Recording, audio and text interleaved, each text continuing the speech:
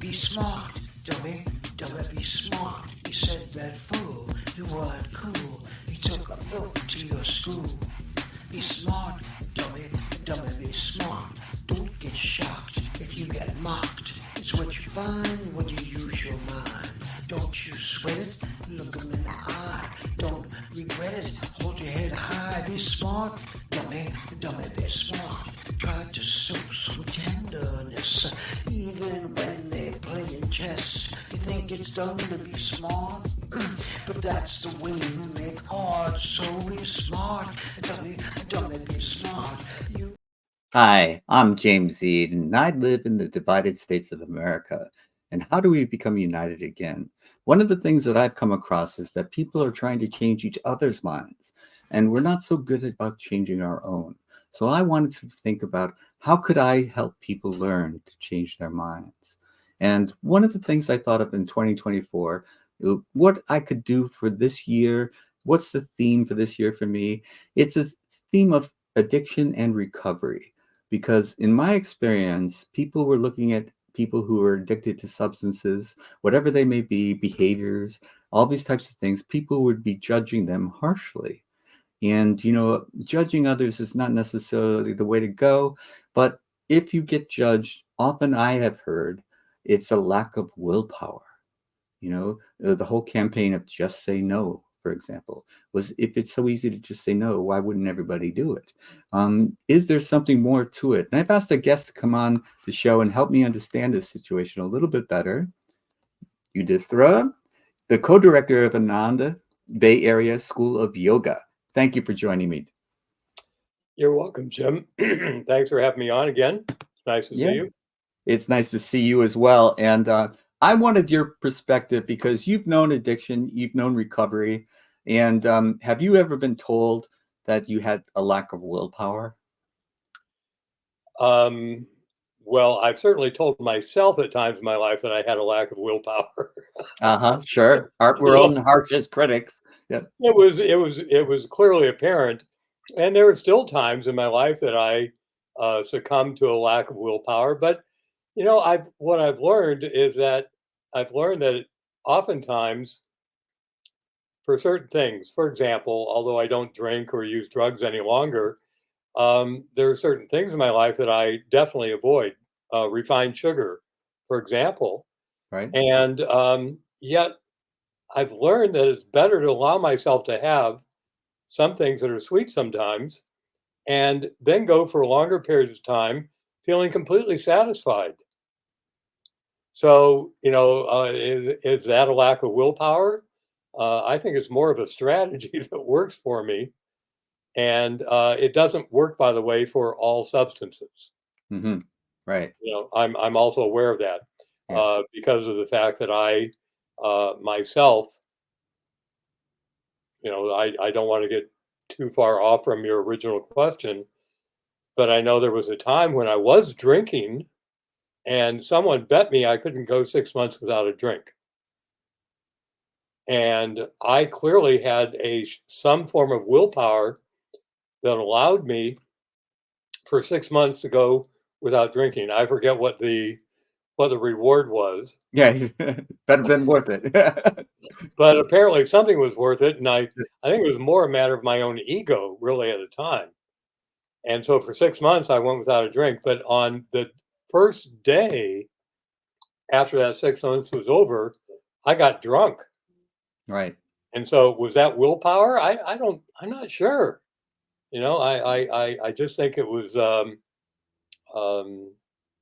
there was something else going on that made me, again, I think it was my ego, my pride, my vanity that made it possible for me to say, no, I'm not going to drink for 6 months. And it didn't matter how much better my life was during those 6 months. Right. So with sugar, it's something different. With I have a diet that doesn't include much in the way of flour or oil. But today I had a chance to have lunch with someone who I really care about. I don't get a chance to spend time with. And we met at a place, and they had a vegan, plant-based margarita pizza. And you know what? I ate 2 slices It was marvelous. There you go. It was just like great. Now, I wasn't going to go in and eat cheese or, because I eat a plant-based diet. Yeah. So I wasn't going to do that. But to have a plant-based pizza available, Right. I had 2 pieces. I probably won't have pizza again for 6 months. Right. Right. So I'm not sure how that addresses willpower here, but I don't think addiction really comes down to a matter of willpower at Right. all. And I gave up drink for 4 years once because I was in a relationship where the woman did not approve of drinking, and so there are some things that I valued more. and Yeah. and but so that was an idea of willpower. But once that relationship broke up, I went back to drinking, and it was worse than it ever had been before. It wasn't one of those things where I picked up where I left off. I picked up harder. I drank more. Uh-huh. And so I don't really buy the whole willpower type of thing because I've demonstrated enough willpower in my life. What I found is that addiction is a little bit more uh, cunning than what you would think of as, like, say, when I use the word craving as an addict, I might mean something different than a person who doesn't have addiction problems, as what they say is craving. Because I might want a sweet, and okay, I can resist the sweet. So therefore, they think that they have willpower over it. But I can do that too. But when I'm in the throes of addiction, which I was for many years, it was a compulsion. It wasn't something that I had choice over. I had surrendered the power of choice. Sure. And I'm sitting here as we're talking, Jim, and I'm realizing that there's a difference between willpower and willingness. And those 2 things oftentimes they're sort of side by side, and they're interwoven in a way. For example, when it comes for many people I've worked with through the years, um, sometimes in classes, sometimes one-on-one, people need to be willing to make a change. yes, And that's very different than having the willpower to change everything all at once on your own. yes, And oftentimes that willingness, for example, whether it's to attend a meeting or to go to a yoga class, and I'm thinking of a story, as you know, and I'll with anybody else who's watching this now or in the future. I am a disciple of a guru, Yogananda, Paramahansa Yogananda. And Paramahansa Yogananda is marvelous to me in part because he's relatable. He lived in the 20th century, but he's recent enough, that it doesn't feel like, Jesus who lived 2,000 years ago. And it's not that Jesus is not worthy of being a guru. It's only sure, that his teachings are challenging to understand sometimes because of the language. Yogananda, not so much. And interesting. Yogananda oftentimes worked with people in ways that seems counterintuitive. He had a disciple, a devotee, a student who came to him and said, look, I like to drink, and can I continue to drink and still be your disciple? And Yogananda said, of course. And the guy was a little surprised. He said, Yeah. well, okay, well, I like to smoke. I'm a smoker, and can I do that? Uh-huh. And Yogananda said, sure, go ahead. And he said, well, all right, well, as long as we're going there, I also love to be intimate with women. And the guy expected Yogananda to say, no way. And Yogananda said, well, great, go ahead. And are you willing to meditate in these techniques I'm going to share with you? And the man said, yes. He was willing to do that. And over a relatively short period of time, by tuning into Yogananda, by doing the practices of yoga and meditation, that he became, I'm trying to think of the word, this is out of the Yoga Sutras, by the way, he became disinclined toward the other things that he used to feel so strongly about. And it's simply that he didn't have the taste or the inclination for them, There but you he go. was willing to put some of his energy towards a change. Yes. And that's an interesting point, distinguishing between willingness and willpower. Yeah, One of the things that I remember Krishna told Arjuna, that to make contact with his higher power, Krishna, it would free him from the bondage of self-will. And that was a kind of a phrase that leapt off the page for me. But you mentioned Yogi and Yoga Ananda, and I remember the autobiography of a yogi. That was my introduction to him, and sure. so just as a shout out to anybody who would like to read that book, I think that was very eye opening for me in terms of the yoga approach to addiction, which was quite different from the approaches that I had experienced early on to try to free myself from the tyranny of addiction. Um, and I had given up my willpower, but that didn't mean that I had no willpower to gain, because I regained it and I now have more discretion about what is good and what is not good for me. Um, I, Ah, well, that's, Jim, you just used an important, um, an important word. The word itself, of course, is not important. What it represents is of great importance, and that is the ability to discern um, that which is true or good or valuable or healthy from that which is not. Um, there's in yoga, in the sort of the big world of yoga.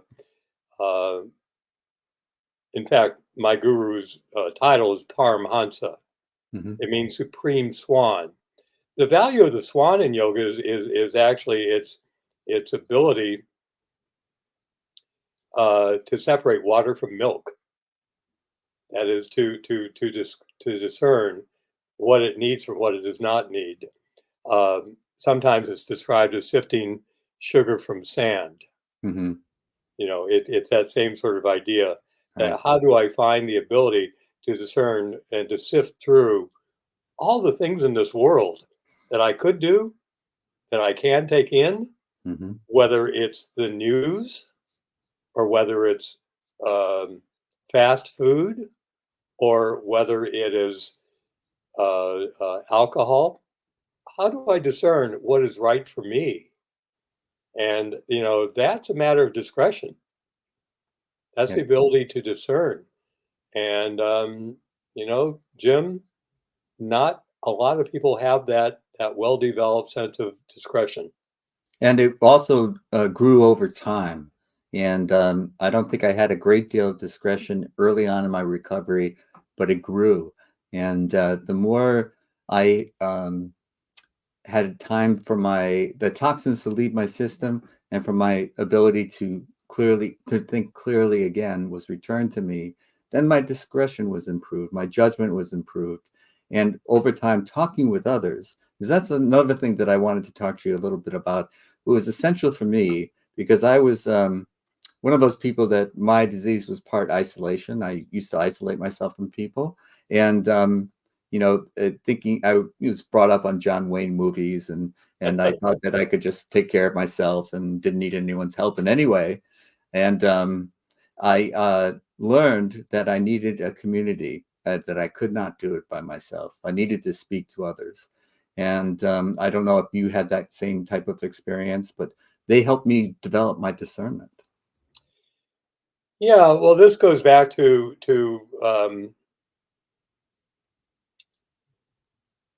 there's a whole lot. Look, just for everybody who's listening, I always intended to be an MD. I've been a science teacher, for many years now. Uh, I've been a yoga teacher for even longer, and I mention that only because of the fact that addiction is looked at from a lot of different perspectives.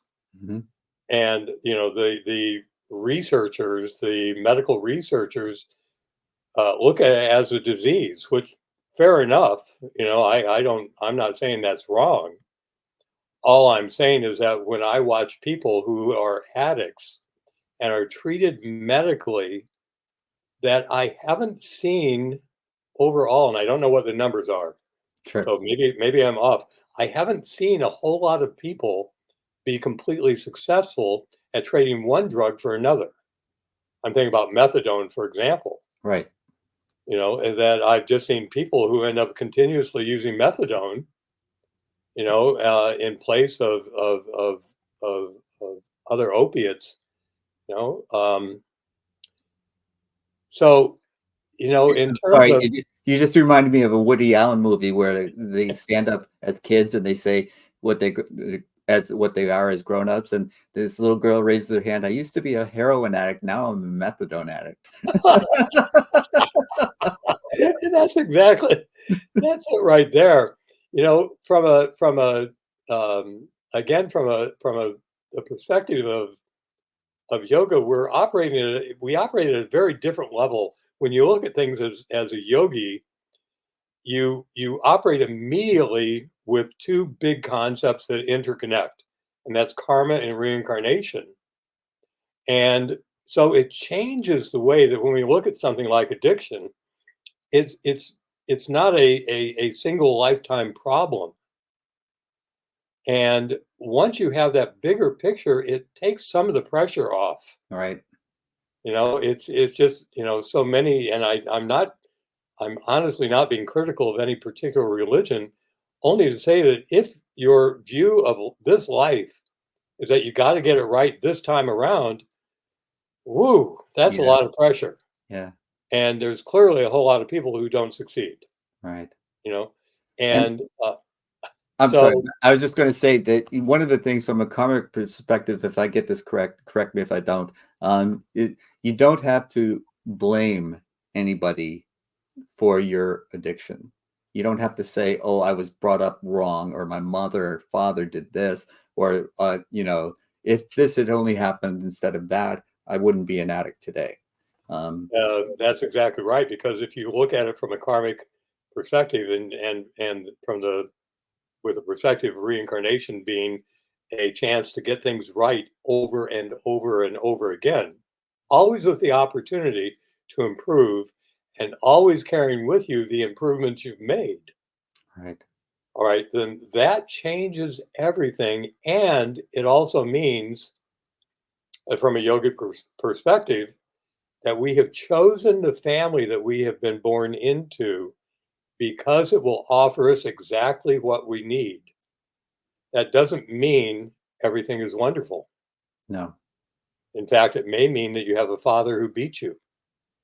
It may mean you have a mother who's like my mom was an alcoholic, and I remember going around opening drawers, going underneath a sink, going into her closet and finding liquor everywhere.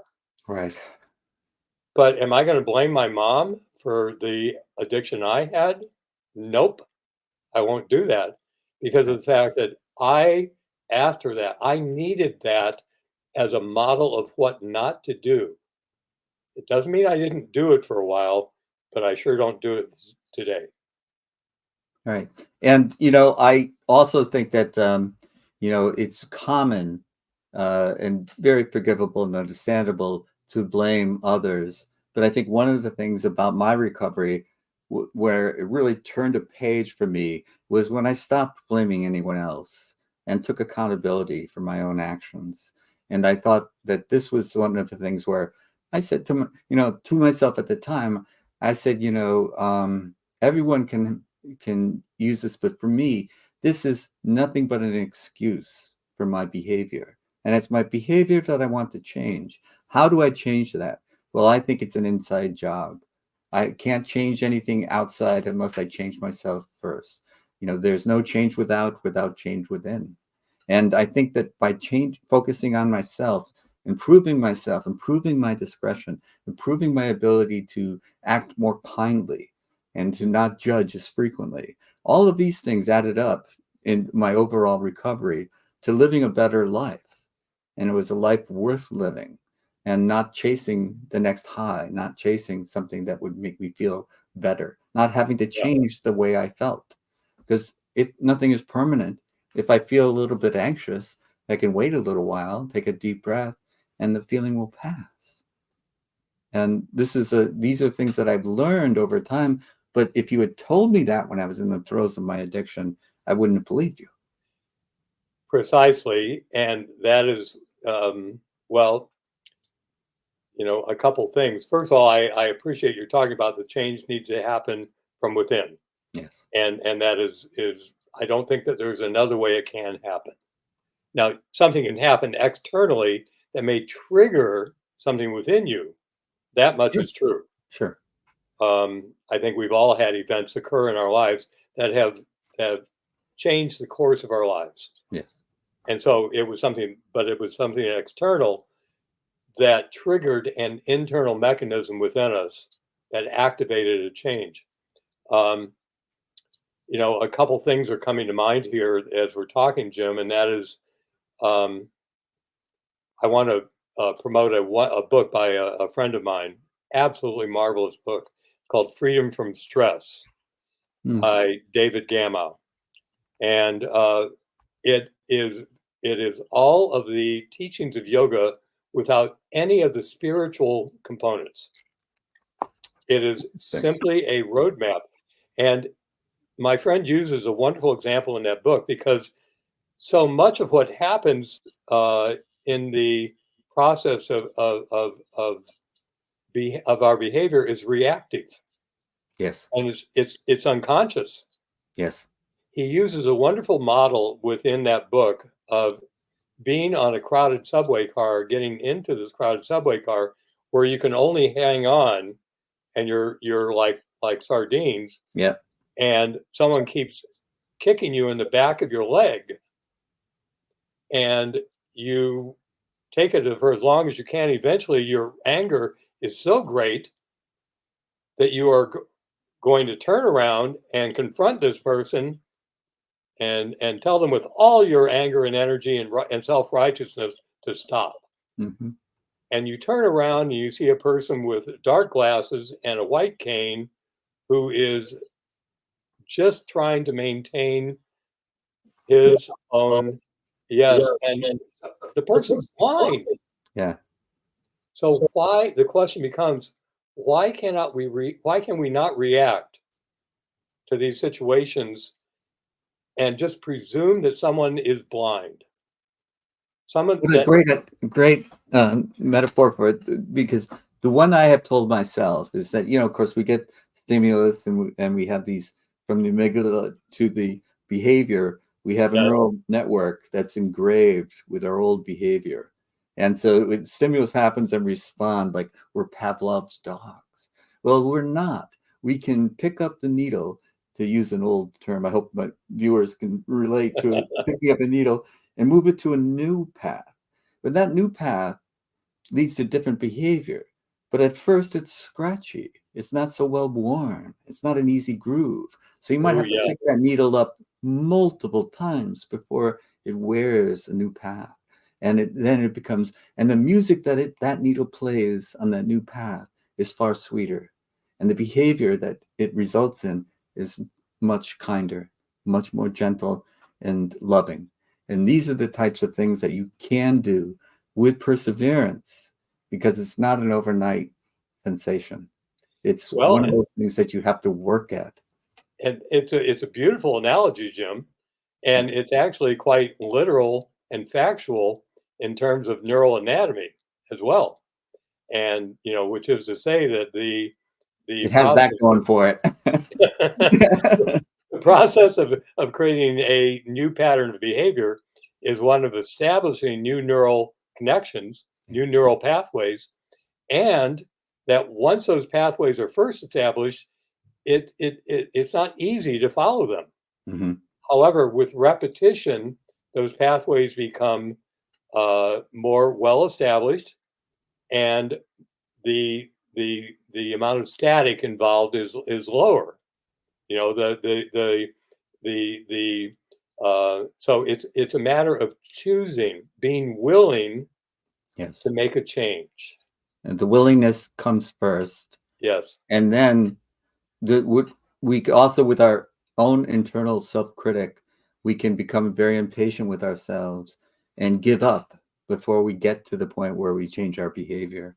This is Yeah. something that I try to be as compassionate as I can with people that I work with, and to remind them to go easy on yourself. You know, recovery is not easy. Recovery is not, something that will happen, as soon as you make one effort, then you're all better. No, it's a process that takes time and energy and repetition, and you will see progress over a period of time. And that's what you want to cling on to, not to the perfectionist that we can, say, oh, if I couldn't do it once, I'll give up, you know. Yeah. And even people that have relapsed, this is what I try to tell them, is that, it doesn't matter when you get it, as long as you get it, and keep working.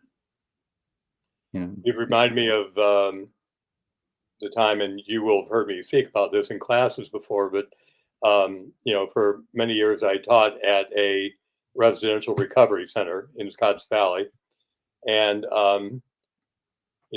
I would go in and teach an hour-long yoga and meditation class. Mm-hmm.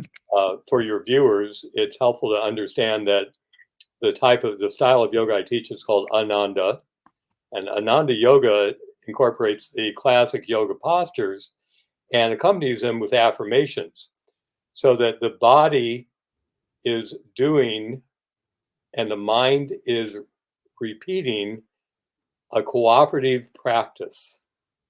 And so you may call it a yoga posture, but there is an affirmation that goes with it. And so, for example, there is a particular yoga posture called chair pose. And so often people talk about their bodies as if it's a burden, as if it's something, it's one thing after the other. First I got this, then I got that. Yeah, right. My knees going out, my hips going out. Yeah. Okay, so in this yoga posture, your arms are extended, your knees are bent, your legs are engaged, your pelvic floor is tightened enough, but you're breathing and your heart is wide open. Your arms are extended, palms upturned. It's called chair pose. And the affirmation is, my body is no burden. It is light as air. My body is no burden. It's light. It is light as air. And you're drawing this energy from your legs into your heart, sending it out to your hands. And it just makes your body a channel rather than a mass that you have to carry around with you. And when I would teach yoga at this recovery center, I would only have an hour with these folks. And what I found is that within an hour, these people came in from hopeless when they first walked in, and many of them really were hopeless, and they would walk out happy. Now, it was short term. Yeah, sure. But because they felt it. They felt it, and they would come back faithfully every time I would be there. And the thing that would happen is that many of these people would go away. They'd do their 30 days. And, then 6 months or a year later, they would come back. I'd see them again. And I would always give them extra energy, give them extra hugs, extra attention, because these were the people who were going to succeed. The ones who came back and said, I'm going to do it again. Right. And some of those people came back 2, 3, and 4 times. Some of my best friends who they would describe themselves as recovering alcoholics. Right. Have had long periods, decades sometimes, of sobriety, and then they would relapse, and then they would have another long period of sobriety. Those are the people who are using their willpower correctly. They are willing to go back and say, I didn't get it right. I'm going to do it again. And very good. Very, very useful. Thank you for telling me. It leads me to another question I have And I phrase it as abstinence versus renunciation, Ah, because you just triggered me to think of like abstinence when I'm trying to abstain. We have a phrase called white knuckling it. You're holding on oh, tight. And I think these abstinence is a thin cord to hang on to. And there's often relapses when you're just merely trying to abstain. But the principle of renunciation goes deeper into your heart, deeper inside to your core being. And when you renounce something, you're no longer tempted by it. There aren't these flashes of, I want to, I should, but I shouldn't. And that type of internal turmoil goes away when you are able to achieve renunciation. And it's not just saying the word, it's to feel it, that this is no longer part of my life. Whatever purpose it served in the past, it no longer serves. And it's a deeper commitment, but it also, by renouncing, you're also abstaining. So you get both. You abstain, but you're not holding on to as tightly because there's no need to hold on tightly. The desire is lifted. renunciation is a word that has a much broader meaning than I think it is usually given in Western society. And I live in a community of renunciates, and what that is referring to is not simply renouncing something like alcohol or drugs or some worldly behavior. It's rather renouncing the appearance of permanence in the world around us. Mm, And it goes, and so that's what's being renounced. Now, interesting.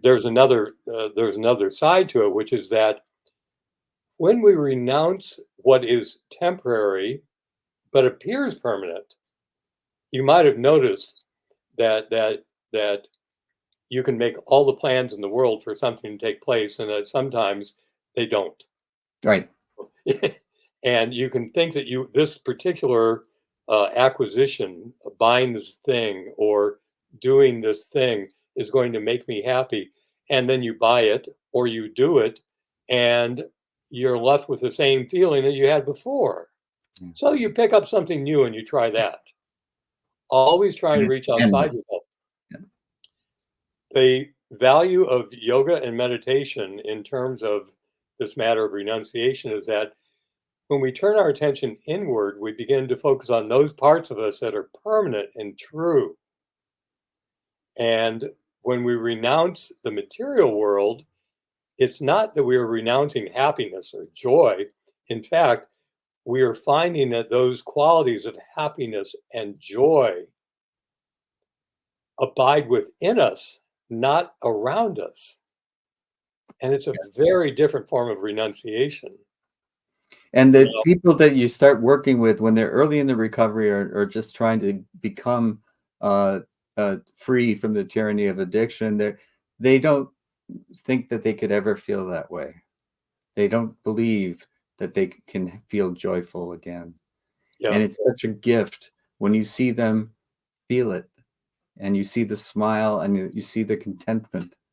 And rather than, as I used to, chase higher and higher highs, I feel that this contentment, this feeling of peace is so much more valuable and so much more permanent. Not that I'm peaceful all the time. Of course not. Every day is different. There's ups and downs in every day. sure. But I can always re-establish that period of peace through meditation, through some sort of rituals that I practice that can center me again. And I have the confidence that I can do that. I no longer feel like, oh gosh, I got anxious. I have to change the way I feel somehow by ingesting foreign substances or doing some sort of behavior. I know the type of behavior that's necessary for me to do to become serene. And it's worked often enough that I know now the neural pathway is, more or less like kicking myself. Why don't you do it? You know how to do it. Now now there are still those moments, and almost every day for me, that, if, why don't I meditate longer when Hmm. I have the time? Um, I'm still thinking about the renunciation piece of it, and I've Hmm. realized that one of the, this idea of affirmation is such a powerful tool for creating new neural pathways within our minds. Yes. And, one that connects that um, practice of affirmation with renunciation is this affirmation: I will go forth, or I go forth in perfect faith in the power of omnipresent good to bring me what I need at the time I need Mm. it. Yes. Right. And when we are able, and sometimes I have to say that continuously in my head Yeah, I to know. shift my attention from thinking things should be differently outside Right.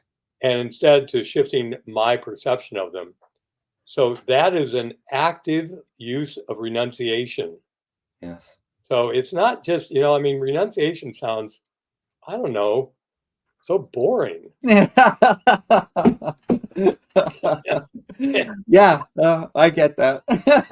and Or and you're it, depriving yourself of happiness. yeah, Yeah, and yeah, it's just the opposite. it is. Yes, that's been my experience.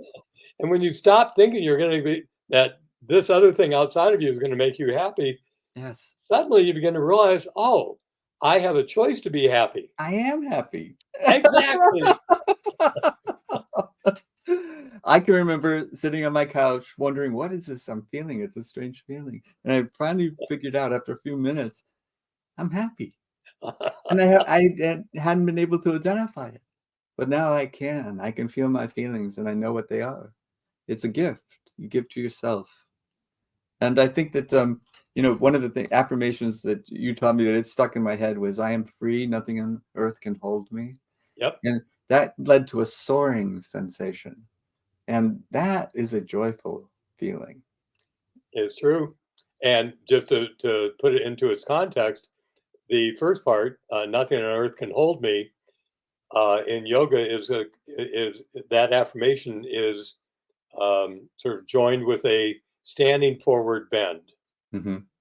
And the second part, uh, um, nothing on earth can hold me, um, I am free, is when you stand up, open your arms wide, bring your arms above your head, Yes. heart's wide open, you're looking up, you're Yep. not trying to hold anything back. Yep. I am free.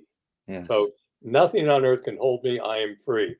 It And reminds me of a book that I stumbled across someplace. yes, Freedom, the sense of freedom that I experienced. uh-huh, I wrote about, and the idea was to give hope to the hopeless, because there's so many people that don't believe that they can have that soaring sensation of freedom again.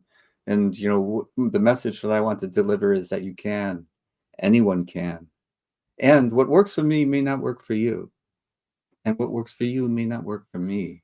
But to keep seeking until you find what works for you. 'Cause- yeah. One of the things I appreciated about your book, Jim, was um, the fact that you identified more than AA as pathways towards freedom from addiction. And um, my my backstory enough to know that my freedom from addiction came, and I this is how I view it now, was simply a matter of having the craving removed from me. yes, It felt like a divine intervention. right. And it took me about a week before I realized that it had even occurred. I had alcohol, I had marijuana, I had amphetamines, and I had cocaine, all available to me. And I did not, Partake. I had not had the inclination to use any of them. And it took me about a week before I realized Yeah, what was happening. right, right, And I have never had a drink since. And that's been, I don't know, nearly 40 years or something like that, right. or 30 years, 30 plus years. Anyway, um, I can't teach that to somebody else. I can't tell someone else this is how it works. because of my view of this lifetime as one that's um, held within a cycle of karma and reincarnation, my feeling now is that the karma was one that I had played out. I had burned out enough of that karma. And in lifetimes prior to this, chances are I died before that happened. There were certainly many times within this lifetime that my addiction could have Could have. Yes. And easily nearly killed me. did. Yes. Yeah.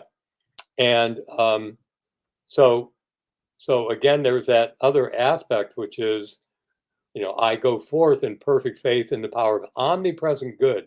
It was that omnipresent good, right? You can say the word God, all right, but whatever word works. Right. There was that divine intervention on my part that brought me to sobriety. Yes.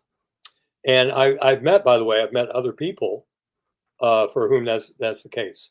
Yes, and I record mine in the book, where it happened to me, and I think of it as grace, divine intervention, and I do think that such things, and however you want to phrase it, term it, again, whatever works for you. If you want to call it God, that's fine with me.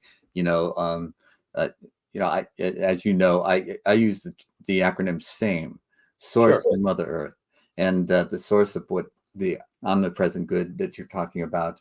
The vibration of the universe. I think when I'm near it, I'm serene, I'm calm. When I'm too high or too low, that's when my life gets difficult. Sure. Vibrations and fear and shame were the vibrations that are too low. I can't I have no discernment when I'm fearful or ashamed. And so these are the vibrations that I have to raise. But I learned the hard way that trying to get your vibration too high is unsustainable. And then the crashing lows will be nearly unmanageable and hardly possibly unsurvivable. Yeah, So it's so true. It's again going back to this that we come in with a particular karma, and it's almost as if we have a particular level of ability to take in a certain amount of joy, and that sometimes our tank is full, mm, and we just need a break. Something else, something else. We need. One of my original yoga teachers in her early days at Ananda was working on the farm, and she'd come from Texas. She moved up to California to live on this yoga, in this yoga community, Ananda. And it was early days, and they were out there growing their own food. And she'd been eating nothing but straight out of the garden for days and days and days, breathing fresh air, doing yoga, meditating. And there came this time when she said, I can't take this anymore. And she walked down to the road, hitchhiked into Nevada City, had French fries and a Coke, read a newspaper, uh-huh. then went back in, and she was good. Yeah. She'd had all the joy she could take, and she needed a break. And Yeah. then she was ready to go back and re-immerse herself in that joy. I don't have any toxics in my system. I better get some. Well, that's funny. There is one last thing that I want to talk to you about. Sure. Yudisthira, and because it's one of the things that because I wrote the book, I'm getting some backlash about that I did not preserve my anonymity, and anonymity is one of the things that in some programs, not all. And I first want to say that in AA, it is one of those principles, and AA has saved so many people's lives. I have nothing but good things to say about it. But there are things that I don't agree with, that they're part of the party line, if you will, of AA. And the preservation of one's anonymity is one of those things. And the disagreement I have with that is what I was taught by the gay community. They taught that you can be out, but you don't out anyone else. For example, I will preserve your anonymity if you want me to. In your case, it's okay. So we talked about it before you were on the show. And but if you want your anonymity preserved, I'll be more than happy to do that. to any future guests. But my anonymity, I have broken it. I'm out there. I am an addict, and I hold my head high and look people in the eye. I'm not ashamed. I am proud of anyone who has walked the path of recovery. Because it's not easy, and I want to support, and I want you, whoever you are, to feel good about yourself, that you've changed, you've got the willingness to try to recover from whatever your addiction is. Because that is something that I think, if pride is a deadly sin, then I'm a dead man talking, because I'm proud of a lot of people that walk through the doors of any meeting anywhere and say, yes, I have this problem. Yes, I need help. And no, I can't do it alone. So I think that by offering myself as an example of someone who was near death and is now living a life worth living, that it can help. And that's the goal of writing the book, of having these shows, is to overcome the sense of hopelessness or the feeling that you're alone, that you're unique. You have to be such a bad person that you felt under the tyranny of addiction. And no, there's so many explanations why some people are addicts and why some people aren't. And it does no service to compare yourself to others. It's all about changing yourself. It's an internal, inside job.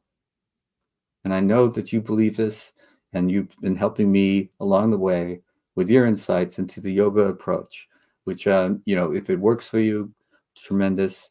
If it doesn't work for you, try something else. Find what works, because there is an answer out there for everyone, I think. I mean, I can't be positive about that, but I believe it.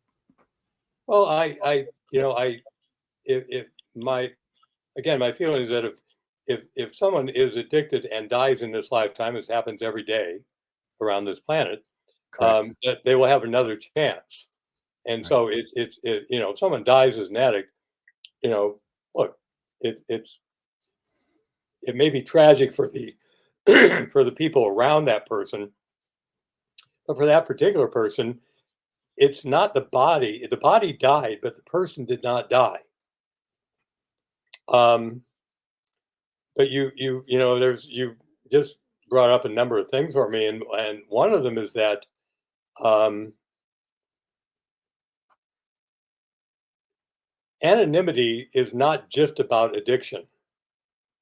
That I've been working with people one on one and in small groups, large groups for decades now, and I have simply learned that whatever anyone shares with me of any nature, whether they say this is private or not, I don't discuss it with others. Mm-hmm. It's just so their anonymity is preserved simply because, it's just a matter of integrity on my part to not wanting to do that. Now, the whole idea of anonymity in terms of AA, it's an interesting topic, and I used to not understand why people continued to refer to themselves as a recovering alcoholic when they were clearly clean and sober for decades. Right. But for many of those people, is so important that they continue to identify themselves as recovering, Yes. not recovered. However, I've also seen people for whom that became a plateau, a ceiling, and they were never going to rise above that point unless they stopped identifying themselves as addicts. Because here I was an addict by any measurable standard, to alcohol, to drugs, um, to a lifestyle that encompassed those things. I was addicted to all of that, and I will never refer to myself as a recovering addict. I will not refer to myself in that way. It is not correct for me to do so. For someone else, it very well might be. And I simply do not relate to myself. I am not in any way, I can be around people who are drinking. I don't want Right. to Right. because one of the basic fundamental teachings that Yogananda brought was that environment is stronger than willpower. Yes. All right. And so, I remember one student who came to the camp, and he came there, and I was working with him after class, just counseling him. Yes. And I was, saying, well, tell me a little bit about yourself. Here you are, you want to get clean and sober. And well, where do you work? Oh, I'm a bartender. Oh, Yeah. Right. okay. Well, all right. Well, where do you live? Well, I have an apartment above the bar, Hmm. and that's where I live. So he lives and works in a bar.